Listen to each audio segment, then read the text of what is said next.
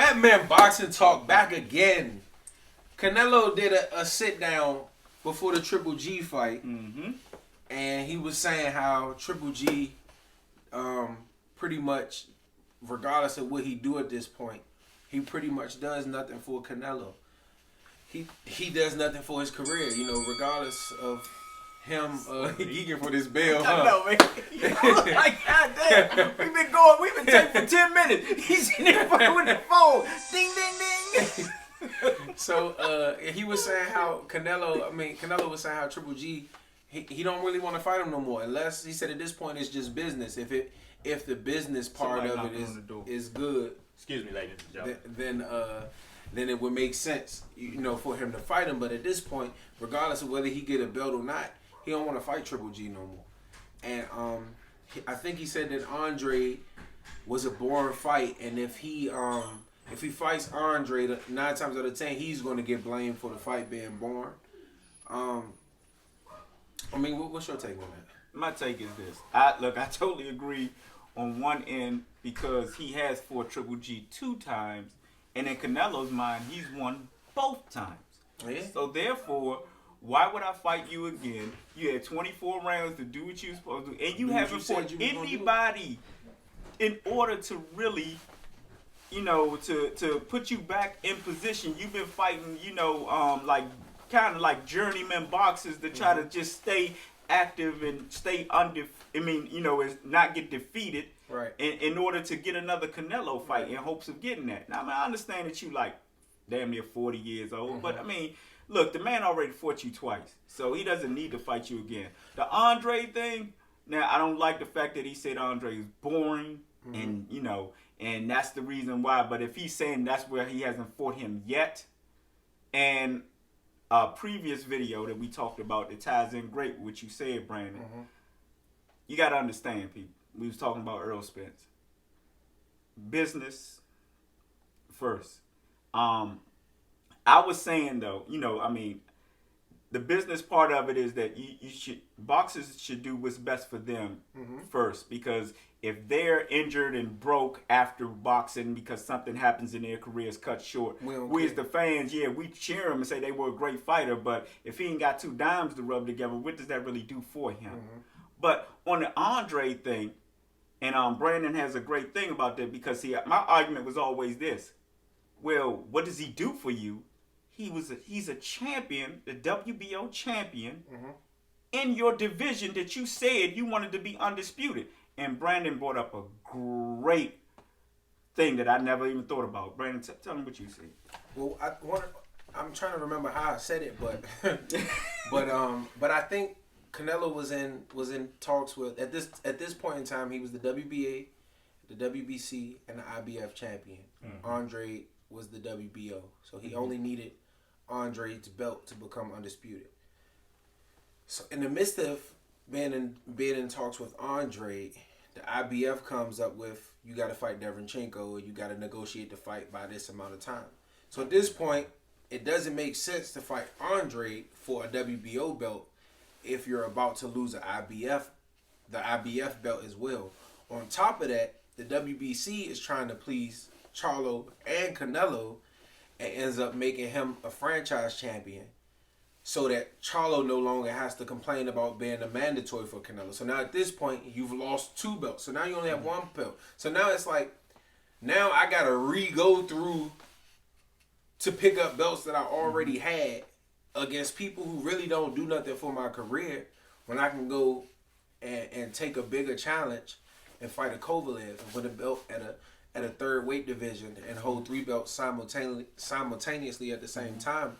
For Canelo, that does more for him. A lot of times we look, like you said, we look at it as fans and we like, oh, I want to see Canelo fight Charlo. I want to see Canelo fight Andre, or whatever the case may be.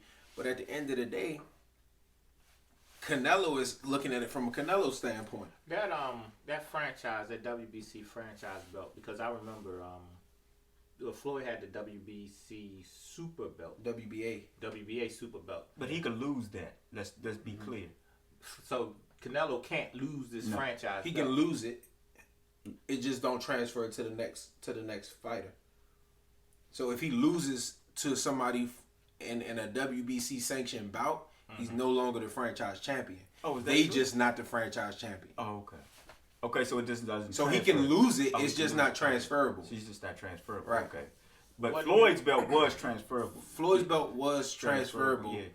They could be super champion. But it was kind of like the same thing though. Yeah, it was. They made it in essence so that Floyd could move how he wanted to move.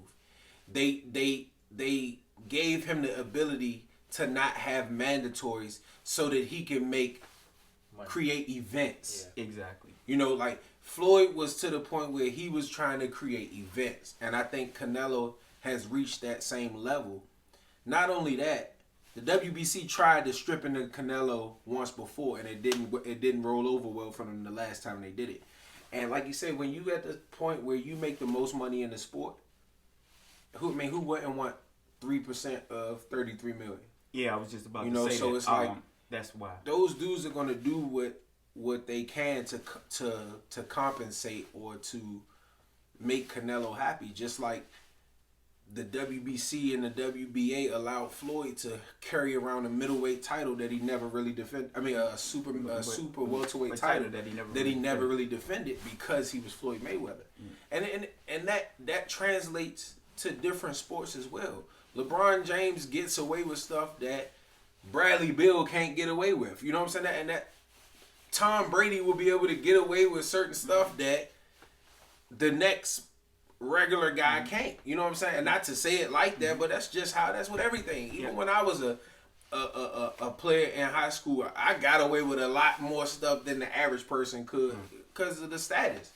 So I mean, it's understandable. And like Charlo, Andre, why aren't we talking about, and I'm not saying it because I'm a Canelo fan or I'm trying to defend Canelo, because I honestly think if he fights him, he could beat both of them. But that's my opinion. People can have their own opinion. But it's like, at this point, it just seems to me as, oh, I want to fight Canelo. Canelo's not the only champion. Why isn't Charlo calling out Andre? Why isn't Andre calling out Charlo? I think he did, though. When? In that interview, when they asked him, they said, "What about Charlo?" He said, well, "I'd fight him too." He didn't call him out though. Oh no, he didn't call him out. He didn't call him out. It took somebody else. Of course, if it's just like somebody. But he was saying Triple G and Canelo, and this is what he said: this is Triple G and Canelo because they all on the same network. That's what he said. So I mean, we're all on the same network. So therefore, yeah.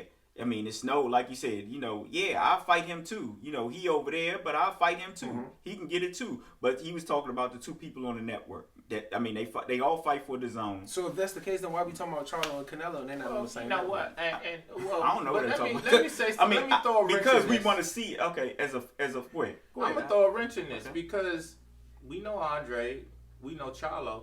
But hell, the fight that Debrachenko put down the other night, I think he's right there with them. Yeah. I mean, I don't know if he's on the level. I don't know if he's on that level, but I mean, as far as popularity right now, I'm talking about skill wise. I don't think. But that is a fight that Andre can take. In the meantime, because Canelo came out and said that he thought that Debrachenko won. Yeah, he thought Debrachenko So, won. I mean, think even most though it's people not did. a huge name, but it's a big name. I mean, his name is out there now because a lot of people thought that he beat Triple G. So and if he had a Andre close fight with Danny Jacobs. exactly, yeah. So if Andre takes the fight and dog walks him and beats him, that does something. That does something for you. Right. Me as a fan, speaking as a fan, yes, I want to see the fights.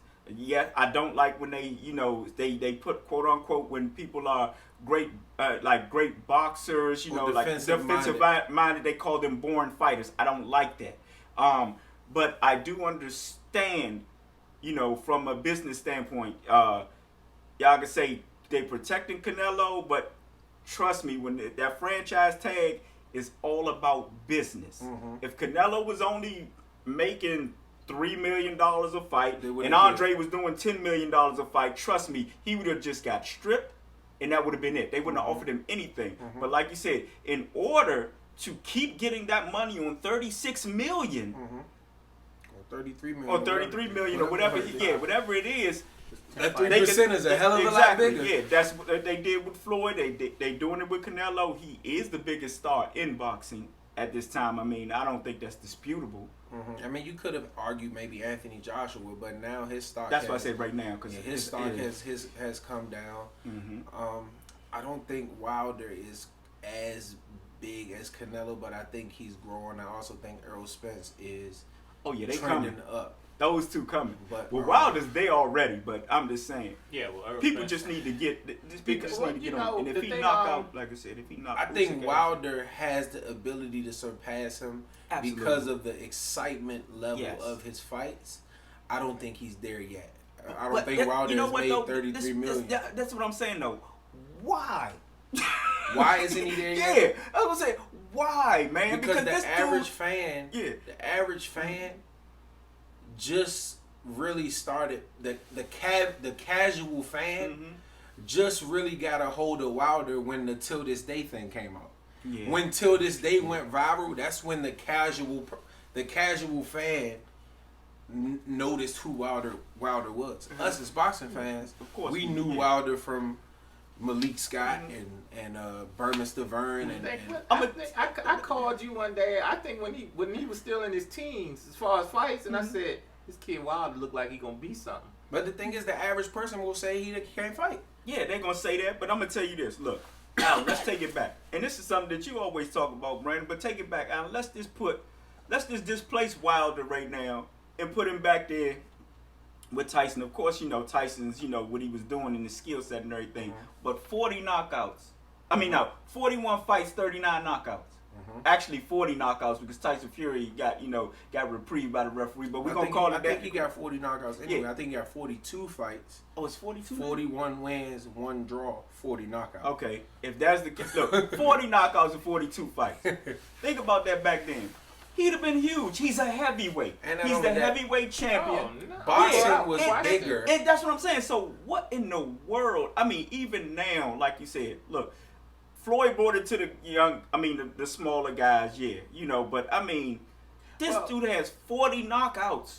It's as you were saying before, the business of boxing, with all the sanctioning bodies, with all the business going on, it has taken away from the sport. I was talking to someone this morning that spoke on, he loved boxing at one point when Arturo Gotti, that was the first name he said, Arturo Gotti, but the action, the Mickey Ward, Arturo Gotti fights, Look at those guys who went through those wars, like Arturo Gotti, Mickey Ward, Johnny Tapia. What them dudes at now? But Arturo Gotti dead. What Johnny Tapia at? I think he dead too. Yeah. Like them dudes, is Mickey Ward still alive? I don't know. He might not be. I don't want to wish nothing on him, but I don't know. I'm not sure. That's a good question. I'm not sure, but when you see that as an up and coming boxer, and then you see somebody like Andre Ward, you see somebody like Bernard Hopkins, you see somebody like Floyd Mayweather, and you see how those guys preserve their bodies and made a lot of money, and can still talk without slurring, can still understand what's going on without having a lapse in understanding or whatever the case may be. What would you choose? To be in those wars or to fight and make money like a Floyd Mayweather or Andre Ward? Well, yeah, the only problem is, like I said, when you are like a Andre Ward, who's been labeled boring, Floyd Mayweather, one of the greatest boxers ever, labeled boring, well, that's what they do. Like I said, when you have black fighters and somebody don't want to necessarily deal with their style right now, you know what I'm saying? They label them boring. The public. I think it's the public, and I think the public labels masterful boxers boring because they don't understand the sport. Exactly. They think that it's fighting, and it's not fighting. It's boxing. Boxing. The first thing that my grandfather taught me when he trained me was defense. That should be the first thing that anybody should learn. Period. Because in order to throw a punch, you should be able to know how to not have to take one. Yeah, and that is the sweet science. But as Floyd Mayweather said, to hit and not get hit. Yeah, but like you said, a lot of people they label it. It's just like basketball. If you see a team stopping a team and then coming down and scoring, stopping a team and then coming down and scoring, and then it's a blowout, 9 times out of 10 people don't want to watch that. That's true. People want to watch, he's scoring, they coming back and scoring, they coming back. basketball is the same thing. It's about stopping this team from scoring, and then I'm trying to score as many times as possible. Yeah. So, I mean, it's the same thing. When you look at a football game and you look at Tom Brady, people get bored. People get bored with Tom Brady because they blowing people out and the games aren't competitive. Mickey Ward is still alive. Oh, that's good. That's good. But I'm gonna close us out by saying, look, I don't necessarily agree, but I do understand, and all boxers, because I'm not the one in there taking punches, have the right to do what's best for their career and what they deem best for their career. We as fans, we can argue all day, but like I said, look, I mean, it's their career. They're the ones getting in there taking the punch. They're the ones that's going through training camp. They're the ones, like you said in the previous video, they're the ones that's pissing blood afterwards. So I do understand. And I do understand that if you're trying to be undisputed at a weight and you're getting stripped, then why the hell won't I just go up and hold 3 belts in 3 different weight classes, and that does more for my legacy because I'm just spinning my wheels at the middleweight division right now. Especially when you at that level. It's one thing if you're on a mid-level, if you're a mid-level fighter, but when you at the level that Canelo's at, you can move how you want to move. You know what I'm saying? And that's just the way it is, unfortunately. Yeah. But Batman Boxing Talk, man. We out.